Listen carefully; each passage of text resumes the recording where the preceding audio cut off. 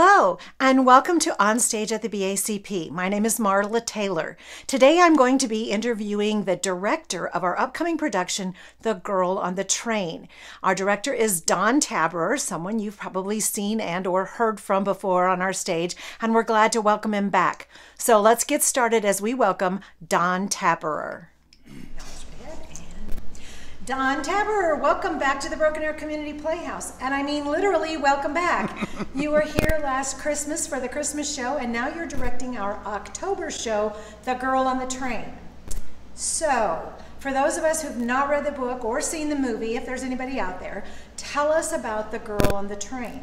Okay, Marla, well, I thank you for welcoming me back. It's really good to be back. The Girl on the Train, well, like Marla said, if you haven't read the book and you haven't seen the movie, you've missed an exciting story. It's about a woman who has lived a number of years under the manipulation and abuse of her husband, and she doesn't recognize it as that, and he's making her appear as if she's crazy.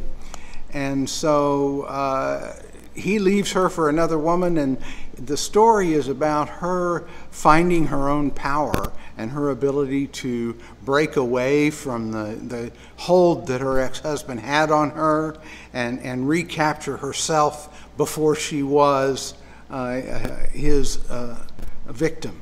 And so she ends up, at the end of the story, not a victim at all and free of that victimhood. So I think it's a real powerful story for women as far as when we talk about the way the world has treated women's sexual abuse in recent years, and it shows that how these things can be done. And it's a really interesting story the way they've put it together. And it takes the audience on quite a ride. Yes, the train is indeed in the station and out of the station several times. We go on a journey that takes us backward in time, a number of flashback scenes, and there is a crime committed, of course, and we find out who the victim of that crime is, but we don't know who the killer is until the very, very end. It's really an exciting thriller, and it's even got some comedy in it. Oh, well, that's good. I also understand that there are some scenes that could be triggering for people who might have experienced some trauma or some of these abusive situations. Could you speak to that for just a little bit? Yes, there are. There's one short scene where a man takes hold of an actor takes hold of another actor, a female actress, and by the throat and threatens her. And so it seems very violent, and it is only acting, and it's been rehearsed and choreographed, and no one's being harmed. But it might be jarring for someone who has suffered in that kind of trauma.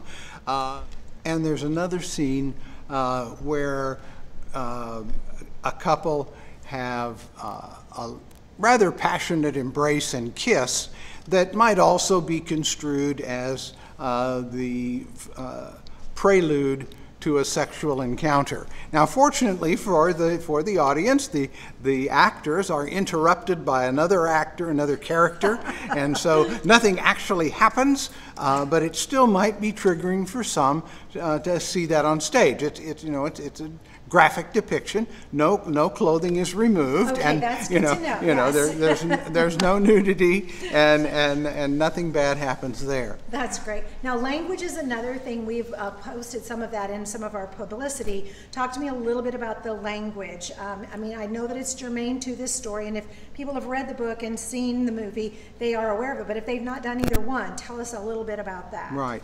Actually, for a modern story, this play was actually written in 2017, so it's very current.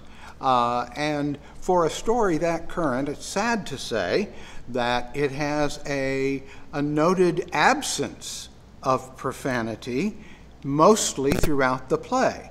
You know, there's a lot of profanity being thrown around Broadway these days, and plays that we probably will never produce because of that. But in this particular play, there is a section where one character uses some pretty strong swear words that we would normally not use on our stage and probably not use in our living rooms. But the writers have used those words with that character for a very specific reason that is important to the character's development and the storyline. So we agreed contractually, actually, to put up with that language to get to the point of the play. That's why it's important. And so I hope that people who are normally offended by this sort of language might cut us a little slack on this one, because the story's so good. And you can cover your ears, or just choose to ignore it, or be a little bit mad at us, but it's important to the story, and I hope you'll come to the show anyway if you think you can get through that. And if they do come and are offended, let's hope they're offended at that character, not the actor playing it or the playhouse putting it on. Exactly. Awesome. You know, that is one thing that's important for all of us to remember. We cannot take profanity out simply because it offends us. The only choice we have is to not do those plays. And in many instances, we choose not to. We choose not to do the plays that are particularly thick with profanity or it's gratuitous. But in many instances, it is not gratuitous. It's part of who the character is, not who our actor is, and not who our board of directors are. And not who our director is. And not who the director is. It's not my fault. I didn't write the play. But I like the play a great deal. And I think it has a great story about, for women. It really does have a great story about women.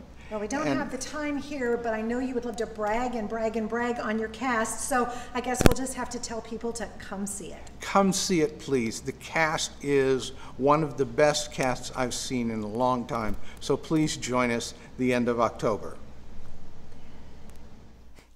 Well, I hope you enjoyed the time we got to spend with Don Taberer today. I know I did. I learned a lot more about the girl on the train, and I think that it will help me to be able to understand what I'm going to be seeing when I see it on the stage. Be sure that you get tickets. They are available right now by either calling our box office at 918-258-0077, or you can go to our website, bacptheater.com, and that's THEATRE. Go to the tickets page and then follow the link to buy tickets to The Girl on the Train.